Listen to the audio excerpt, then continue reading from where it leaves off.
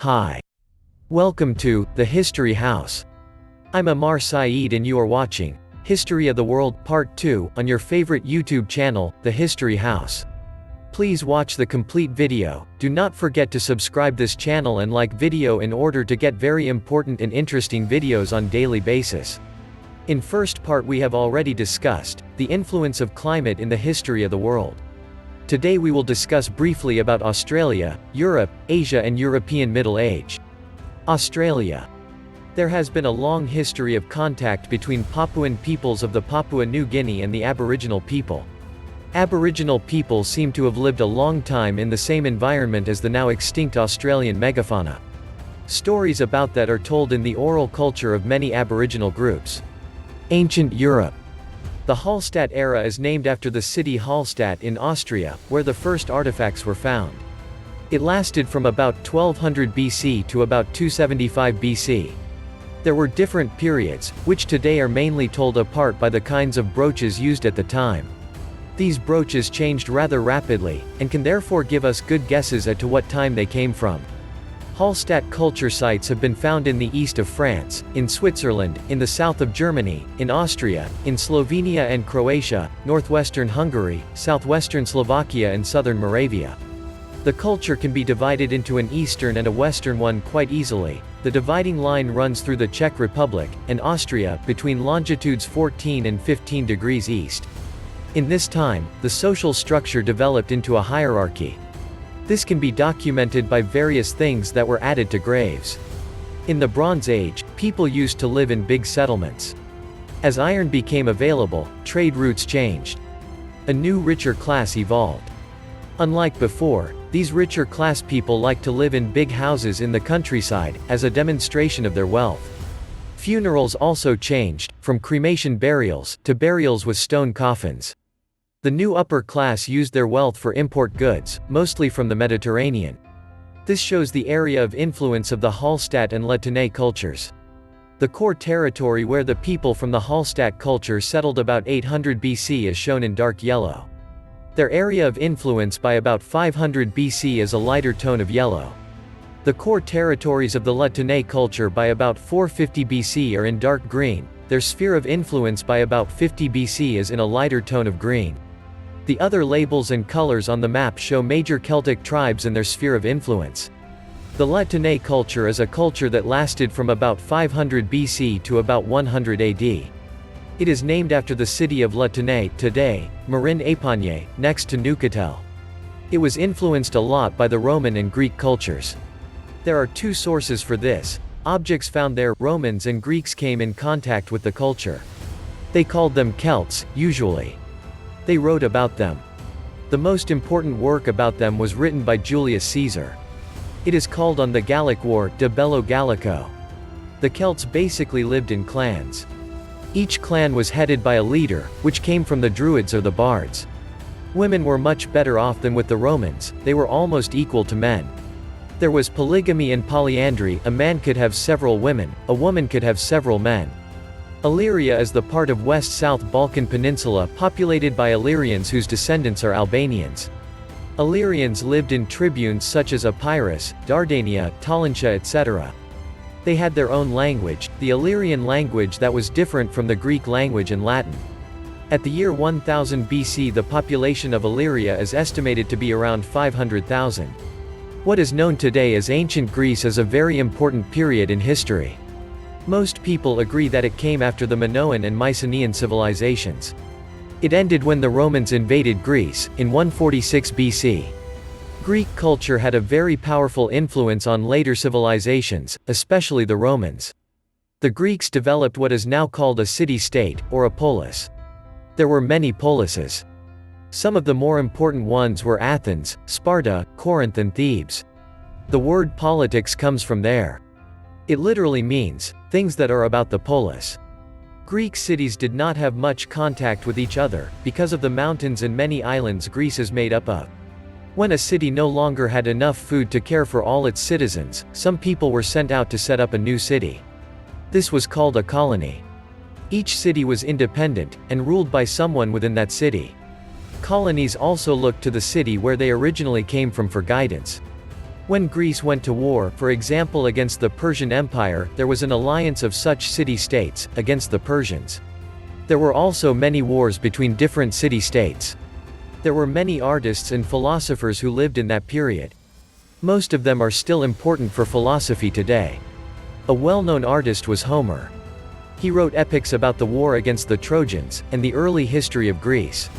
Other well-known artists were Aristophanes and Sappho. Well-known philosophers include Socrates, Plato, and Aristotle. A well-known mathematician of the time was Euclid. Statesmen of the time were Pericles and Alexander the Great. The Roman Empire, when it was biggest. This was during the reign of Trajan, in the year 116. Ancient Rome was a civilization that started in modern-day Italy, in the 8th century before Christ. The civilization lasted for 12 centuries. It ended, when Mehmed II conquered Constantinople, on May 29, 1453. According to legend, the Roman civilization was founded by Romulus and Remus, in the year 753 BC. The Roman Empire developed in wars against Carthage and the Seleucid Empire. Julius Caesar conquered Gaul, modern France, and Augustus ended the Roman Republic by becoming emperor. At its biggest extent, the empire covered all of the Mediterranean. Rome became so big, because it led war against other nations and then assimilated their culture. In 293, Diocletian organized a separate administration of the western and the eastern part of the empire. The capital of the western part was Rome, the capital of the eastern part was Constantinople. Constantine I was the first to stop discrimination against Christians 313. Christianity became state religion under the reign of Theodosius I. The western part of the empire had many problems with barbarians. In the 5th century, the Huns migrated westwards. This meant that the Visigoths moved into the empire, to seek protection. Rome was sacked by barbarians multiple times. On September 4, 476, the Germanic chief Odoacer forced the last Roman emperor in the west, Romulus Augustus, to quit. After about 1,200 years, the rule of Rome in the west came to an end. The eastern part had similar problems. Justinian I managed to conquer parts of North Africa and Italy. Shortly after he died, all that was left were parts of southern Italy, and Sicily. In the east, the empire was threatened by the Sassanid Empire. New departures and continuity after the fall of Western Rome, the Germanic tribes that took over tried to learn from Roman civilization, but much was forgotten and up to the Renaissance not many achievements happened in Europe. But with the rise of Islam, many changes happened during the Islamic Golden Age. The Greek and Roman traditions were kept and further development took place. The Chinese civilization had a golden age during the Tang period, when their capital was the biggest in the world. During the Renaissance, Europe developed and made great advancements in many areas as well. Asia. Middle East, Islamic rise and Byzantine decline. In Arabia, Muhammad founded Islam in 632. His followers rapidly conquered territories in Syria and Egypt. They soon were a direct threat to the Byzantine Empire. In the 8th and 9th centuries, the Byzantine Empire managed to stop Islamic expansion. They even reconquered some of the territories lost earlier. In 1000 AD the Eastern Empire was at its height. Basilios II reconquered Bulgaria and Armenia. Culture and trade flourished. Soon afterward in 1071 the expansion suddenly stopped. The Battle of Manzikert led the empire into a dramatic decline. For the Byzantine Empire this meant several centuries of civil wars and Turkic invasions. The Muslim Caliphate had a golden age under the Abbasid. The Ottoman Empire. Their power forced Emperor Alexius I Komnenos of the Byzantine Empire to send a call for help to the West in 1095. The West sent the Crusades. These eventually led to the sack of Constantinople in the Fourth Crusade in 1204. Because of this, what was left of the empire broke into successor states. The winner of these disputes was that of Nicaea. After Constantinople was again conquered by imperial forces, the empire was little more than a Greek state on the Aegean coast. The Eastern Empire came to an end when Mehmed II conquered Constantinople on May 29, 1453. The Ottoman Empire took its place and from 1400 to 1600 was the most powerful empire in the Middle East and ruled at the southern and eastern coast of the Mediterranean Sea. China. The Tang dynasty 618–907, with its capital at Chang'an, today Xi'an, was the biggest city in the world at the time and is considered by historians as a high point in Chinese civilization as well as a golden age of cosmopolitan culture. The Ming dynasty ruled from 1368 to 1644. The Ming built a vast army and navy. India. From around the 6th–7th century. In South India, Chola kings ruled Tamil Nadu, and Chera kings ruled Kerala.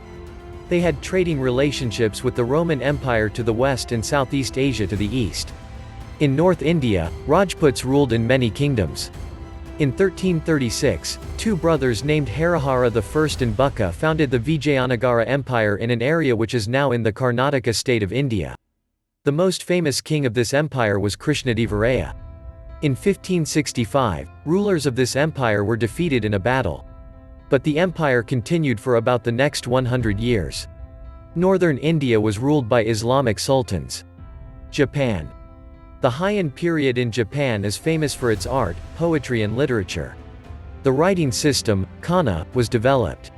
It was followed by the feudal period 1185 to 1853, during which samurai and daimyos were the leading figures and the shogun the real monarch, whereas the ten had only a role as religious head. Between the years 1272 and 1281 the Mongols tried to invade but were driven out by the Japanese. In 1542, a Portuguese ship reached Japan. Japanese learned about guns and firearms from them. Mongols. Genghis Khan in 1209 brought together the Mongol tribes and founded the Mongol Empire, one of the largest land empires in history. Later Kublai Khan would go on to expand the empire and found the Mongol-ruled Yuan dynasty of China. The empire later broke into several empires, all of which were later destroyed. Thanks a lot for watching The History House YouTube channel. We will continue this topic in coming videos, so please keep on watching The History House YouTube channel.